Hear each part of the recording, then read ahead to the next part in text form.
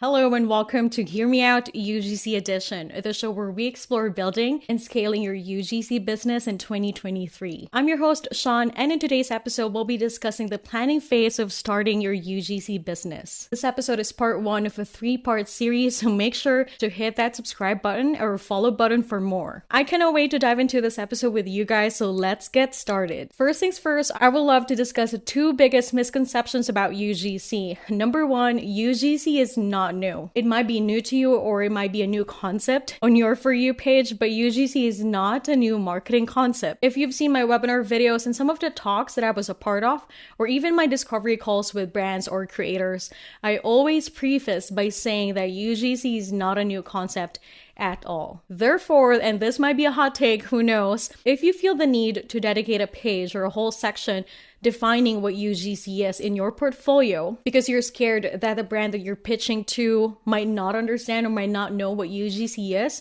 you might be pitching to the wrong brand. If you want to secure paid deals, do some research and go to TikTok Creative Center, Facebook Ad Manager, or even PP Ads and find the ads that are UGC looking and reach out to the brand that are running those ads. The second biggest misconception is that UGC is easy and everyone can do it. Now, I am not gatekeeping UGC, but all I'm saying is manage your expectations when you decide to start your own UGC journey. UGC is accessible. It has a very low barrier to entry, almost zero startup cost, because all you need is your phone and your tripod, which most people own nowadays.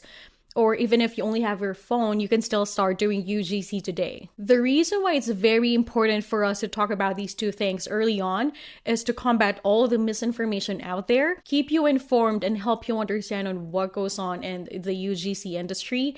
That way you can take all of these information and make your own informed decision. Now let's start with the phase one of your UGC business in 2023. The planning phase. Planning is very important when starting a business, and UGC is not an exception. So number one, it helps you identify your goals and objectives as a UGC creator. I came across this very cliche quote from when I was younger. If you fail to plan, you plan to fail. So if you really want to be successful in, starting your UGC business, I highly recommend to just sit down and take a couple of minutes or hours planning on what you really want to achieve. Number two, planning helps you to stand out. So this is something that I would do in 2023 if I'm starting from scratch. Instead of just slapping an unboxing video and calling it a day on my portfolio, if I don't have any background or if I don't have any prior brand deals, I will go to TikTok Creative Center, find a top performing UGC ad, and I will try to recreate that using the products that I already have at home. By doing this, you are automatically making yourself stand out from all the other creators that are just starting in 2023. Number three, planning helps you stay organized. It helps you stay on track. And I also believe that if you start writing your goals and your objectives and your vision down, that is my way of manifesting it into reality. Whenever I feel like I'm getting sidetracked, I will just go back to my notebook and help myself get back on track. By starting your journey with the planning phase, this will just really prep you and give you a solid foundation before you even start working with brands. Because once you start working with brands,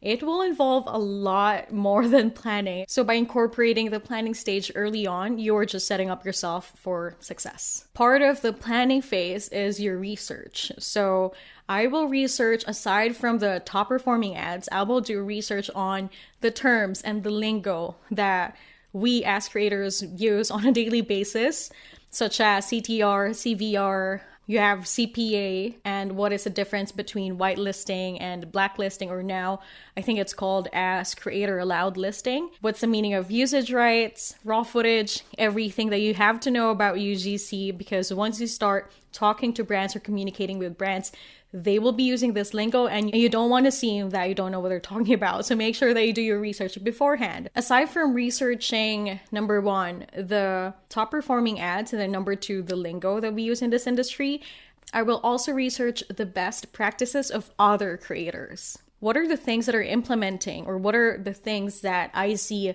all of these successful creators do on a daily basis that I can eventually incorporate in my daily routine?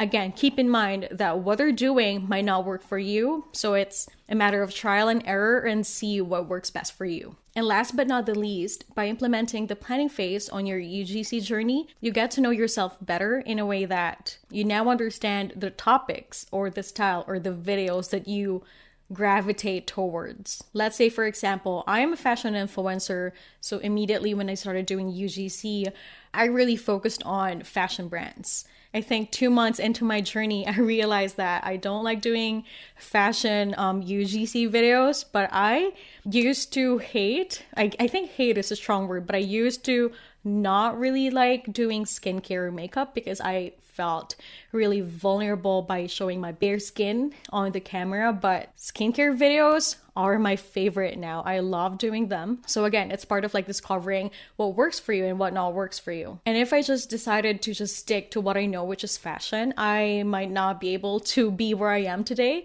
because most of my high paying deals are skincare companies and actually tech and software. And I never really thought that I will be doing videos for a tech company or for a software company. But as a creator, I love putting myself out there and trying out different things. So that's it for episode today. I hope that you learned something from me. And next week, we will be talking about the execution and implementation phase of your UGC business. Thank you so much for watching, and I'll see you at the next one.